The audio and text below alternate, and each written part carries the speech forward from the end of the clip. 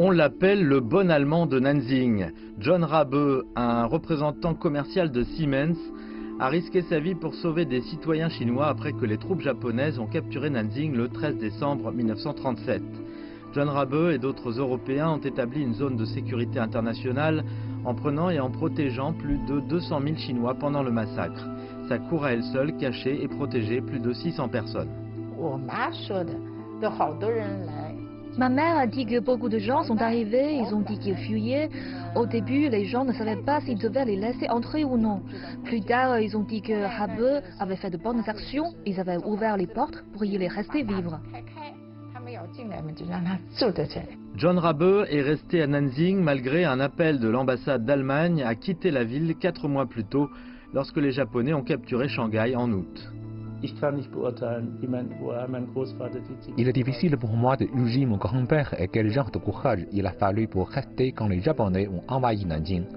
Il avait le diabète et il avait besoin d'insuline. Il m'a donné la réponse. Il a dit que tout le monde dépendait de lui, y compris ses collègues et ses serviteurs.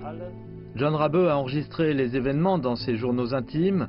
Quand il a été rappelé en Allemagne au début de 1938, il avait écrit 10 volumes. Meurtre, viol et vol qualifié, le journal a fourni des preuves et des détails sur ce que les troupes japonaises ont commis pendant le massacre de Nanjing. Le 22 décembre 1937, il a écrit « En nettoyant la zone, nous trouvons de nombreux corps dans les étangs, des civils qui ont été abattus, 30 dans un seul étang, la plupart les mains liées, certains avec des pierres attachées au cou. » Le 24 décembre 1937, il écrit « Je suis aussi allé à la morgue au sous-sol et je leur ai fait découvrir les corps qui ont été livrés la nuit dernière.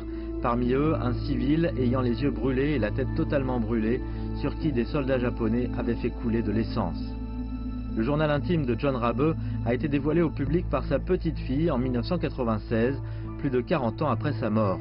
Il est devenu une ressource importante pour étudier l'histoire du massacre. Ces actes sont devenus largement connus à travers la Chine. Le pays a honoré l'esprit humanitaire et les actes courageux et justes de Rabe avec une médaille, un monument et un musée.